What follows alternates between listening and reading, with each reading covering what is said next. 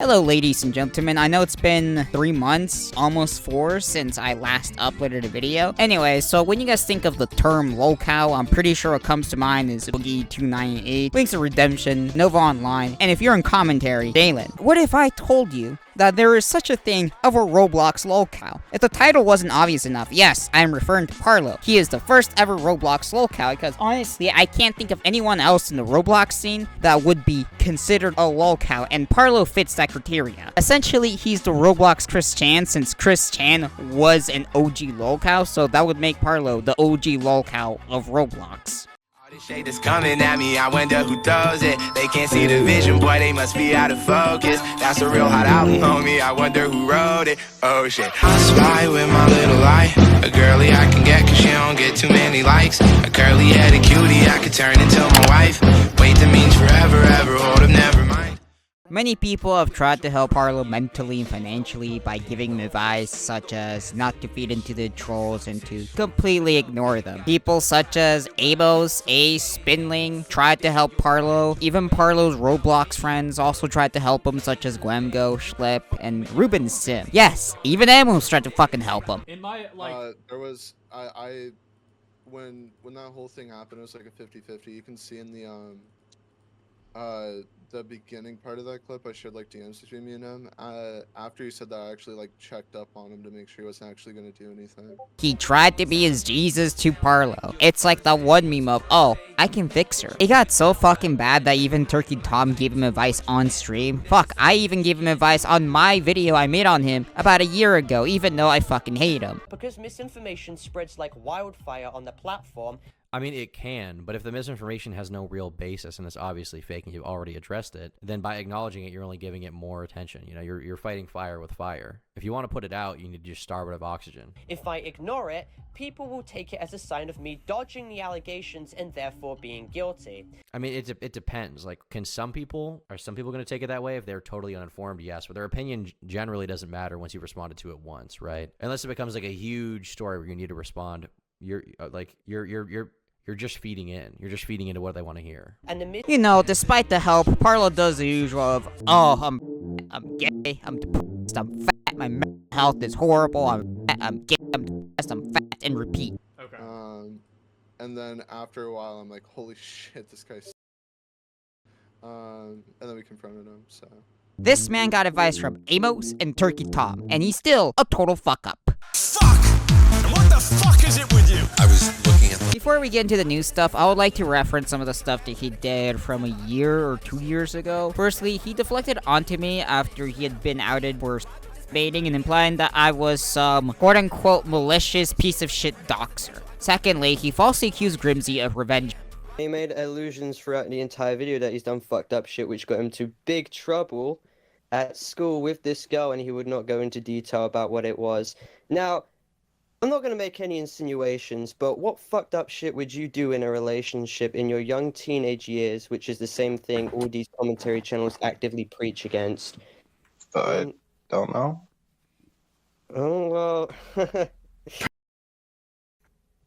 No! Yeah, not pedophilia. Pie man stuff. Oh, leaking. No.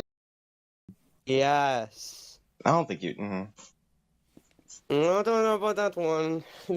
You'll find out a lot of these commentary channels calling out, preach against the same things they all do. Another thing he did, he suicided to Amos and his friends saying that he would on the stream do literal watching all because his channel was dying. Oh my god. He wants to in front of 1,000 children on live stream because his YouTube videos aren't doing well.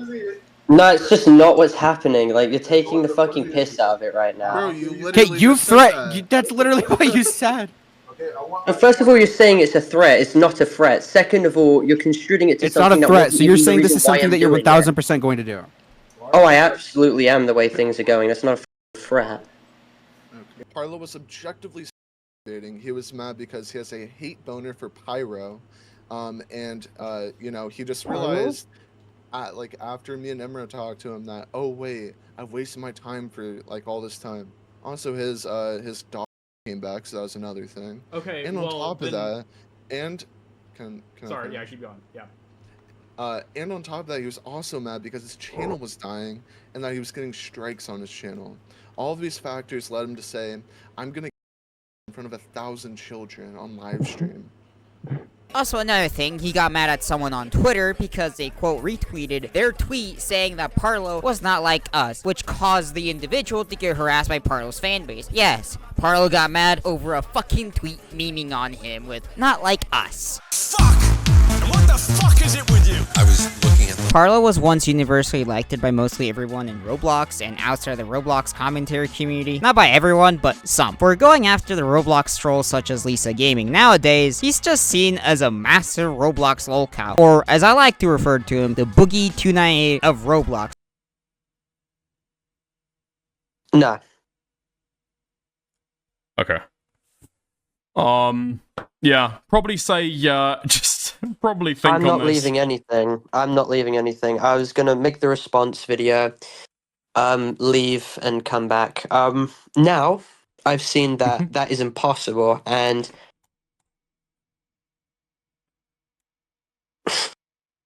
can't say, but a lot on their hands now. But yeah. Whoa. Okay. I'm gonna have to say goodbye. I'll chat to you later. Okay, have a good one.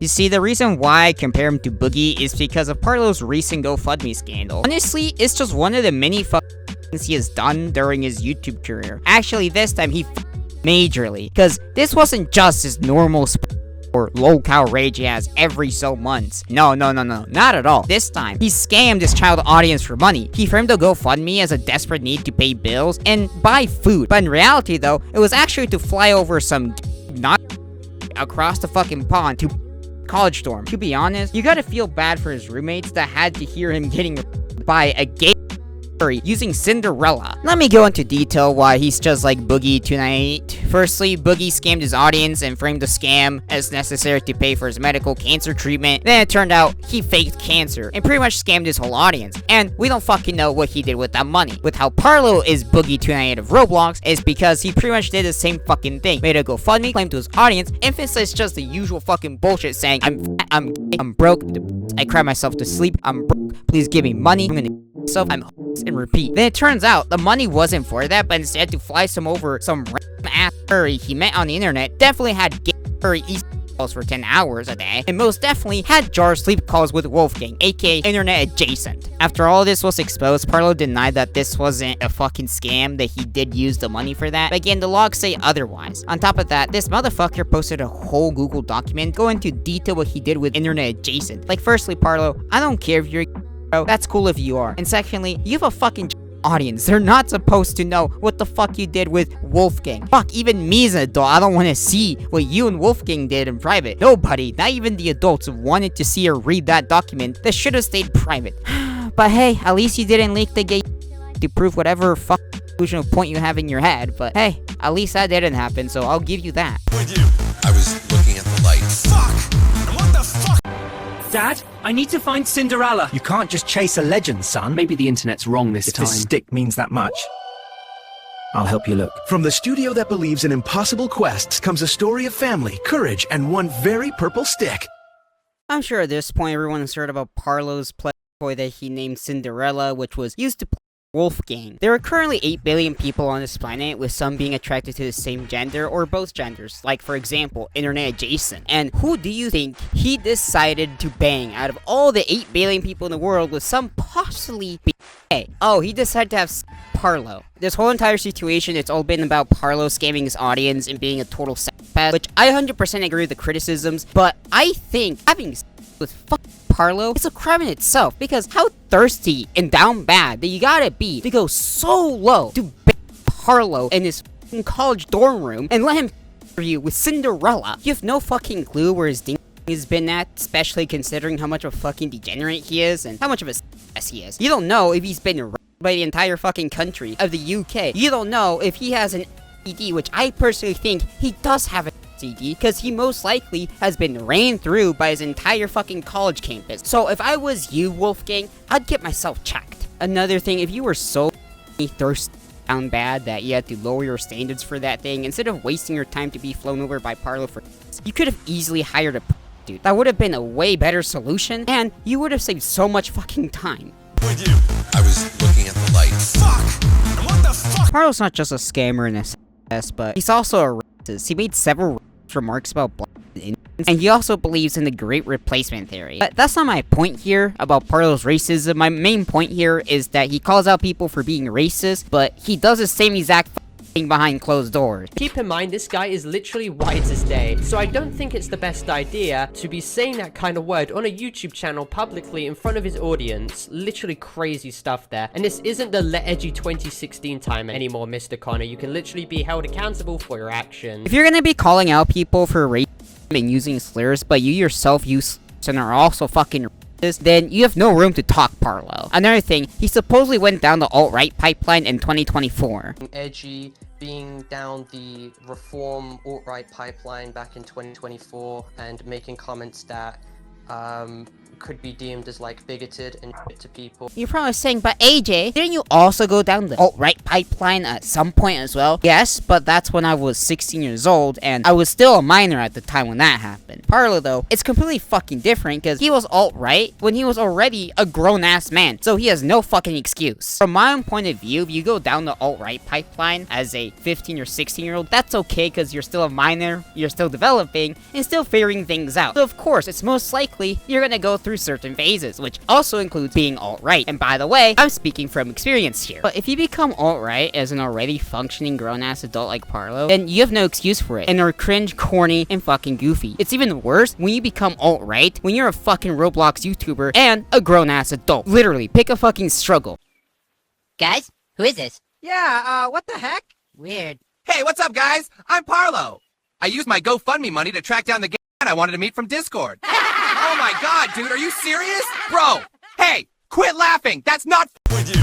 I was looking at the light. Fuck! What the fuck? Obviously, I hate the green femboy for several reasons. Parlo serves as a lesson that if you're gonna be making videos exposing on Roblox, don't be a fucking a total degenerate. Honestly, Parlo is Boogie2988 of Roblox, or at least getting there, as Big Bungie put it in his Boogie video that Boogie2988 is the lowest you can go, meaning that nobody cares about you at that point. And Parlo's heading down that same direction. Yes, I'm glad his channel got terminated, and I hope it stays that way. But just like Boogie, who's terminally online, Parlo's working on a 4-hour long ass response video to everyone. Why even try at this point, knowing that nobody is gonna take you seriously, and you're just gonna be seen as more of a fucking joke? Honestly, Parlo, you got one option here, and that's to quit making that 4-hour response video to everyone, and to leave the internet for good, and never come back. Or else, you're actually going to end up like Boogie2988, but of Roblox. I mean, you already are him, but not fully there yet, okay? I think you get my point here. But that's why I'm saying, leave while you still can. Anyway, that's pretty much it for the video. I know it took me, what, 7 fucking months to upload a video. I hope I'm more consistent with uploading this year. I'll try my best to upload once or twice a month. No promises though, but I will definitely not take almost a whole entire year to upload again. Anyways, so you guys did enjoy this video or agree with anything I said, make sure to subscribe and like for more, and yeah, I'll see you guys in the next one. Oh, by the way, happy belated New Year's. 2026 is gonna be my year. Anyways, bye for now.